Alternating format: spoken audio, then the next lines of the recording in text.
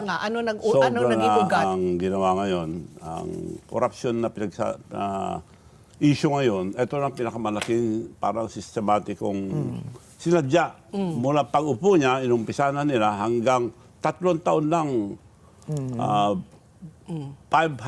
mahigit na bilyon ang binigay sa flood control lang. Pero trillion lang. Almost lahat ng departamento may grappling corruption. Almost lahat. So, ito lang, flood control, doon mo na makikita.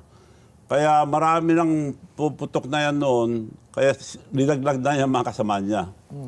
Sino mga kasamahan po niya? If you recall, yung zona, sinabi, mahiya naman kayo. Opo.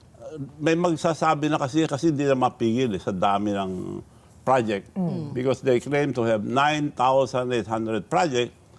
Sumisigaw na may mga ibang probinsya, inunahan niya. Gusto niya siya pang hero. Pero lahat yan, walang mangyayari yan kung hindi naprubahan.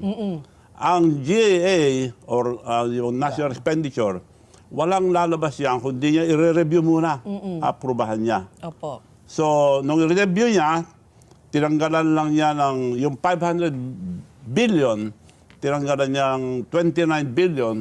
So, meron pang natirang 400 Almost 470 billion. 70 Tiwan, billion oo. na pinagpipiestahan ngayon yung mga contractor.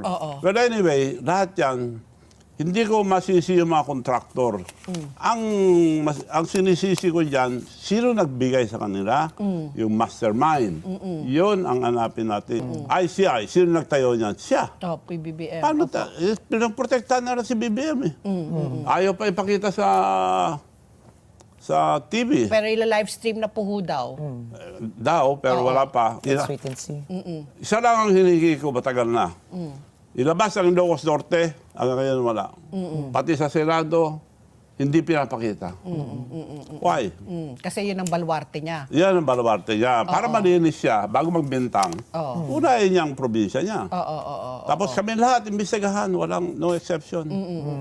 Pa yun, maniniwala tayo.